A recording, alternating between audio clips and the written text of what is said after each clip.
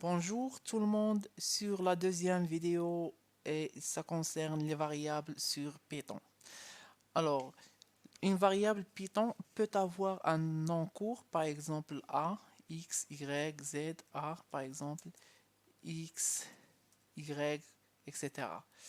Ou bien, elle peut avoir un nom descriptif, par exemple, H est égal à 11, par exemple, ou bien non est égal à Toto, etc. Alors, pour ça, obligatoirement pour déclarer ou bien pour utiliser une variable Python, elle doit commencer par une lettre. Elle ne doit pas commencer par un nombre. Et en même temps, elle peut commencer par le caractère de soulignement, c'est-à-dire celui-ci. Alors, 8. Et je peux faire, par exemple, non, alors j'aurais pas de souci. Par contre, si je mets le tiret de moins, par exemple non, j'aurai un message d'erreur.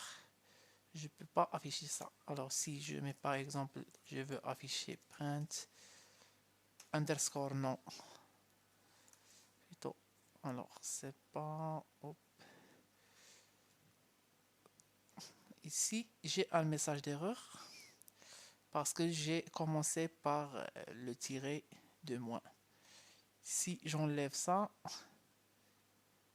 j'aurai pas de souci. Hop, underscore est accepté par l'interpréteur Python. Alors, une variable en même temps ne peut pas commencer par un nombre, c'est-à-dire elle doit être alphanumérique et elle peut commencer par, ou bien elle peut avoir un tiret de soulignement. Les noms des variables aussi sont sensibles à la casse, c'est-à-dire, par exemple, A est égal à 10. 1 est égal à 12. Ce sont deux variables qui sont différentes. D'accord? Aussi, par exemple, non, Toto est différent à cette variable aussi. Ce sont deux noms différents. Il est sensible à la casse. Alors, il y a trois types de variables descriptives. La première, c'est camel. Expliquer. Camel, c'est quoi la variable camel? C'est toute variable qui commence par une lettre minuscule, par exemple ma variable Python. Alors la variable camel,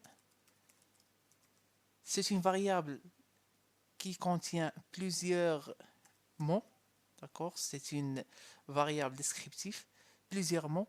La première lettre du premier mot commence par minuscule et les premières lettres des autres mots commencent par une majuscule.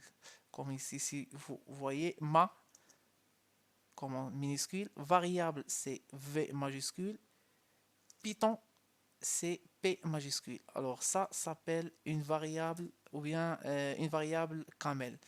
Deuxième type de variable, on a Pascal variable. C'est quoi Pascal variable? Alors Pascal variable, c'est pareil, sauf que la première lettre aussi, elle est majuscule. Alors il n'y a pas une grande différence, c'est juste la première lettre. Et ce sont deux variables qui sont différentes. La troisième variable, donc plutôt le troisième type de variable, c'est, si je me rappelle pas, c'est snake variable. Variable. C'est quoi snake variable?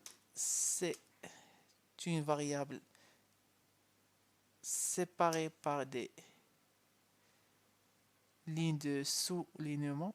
Ma variable test. C'est une variable composée par plusieurs mots et séparée par les soulignes, les underscores.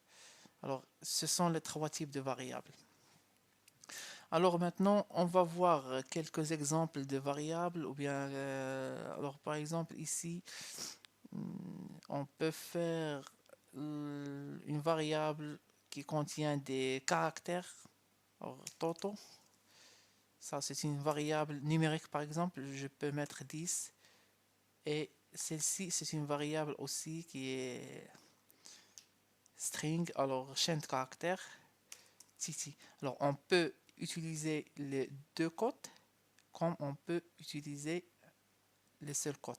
C'est pareil, pas de souci. L'interpréteur Pascal Python plutôt accepte les deux types de codes.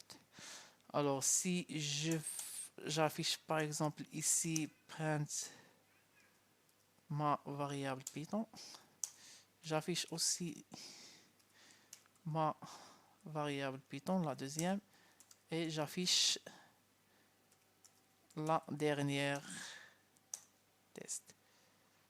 Hop. Toto, 10 et Titi. Alors, comme j'ai dit, ce sont des variables contenant, ou bien des variables contenant les mêmes chaînes, c'est-à-dire ma variable Python, mais ils sont différents car il y a des majuscules et des minuscules. Alors, c'est tout ce que je peux vous dire sur les variables Python. C'est très facile à utiliser sans aucun souci, sans faire des déclarations, sans rien. Alors, c'est ça la puissance de Python. C'est pas comme les autres langages de programmation qui obligent la déclaration des variables.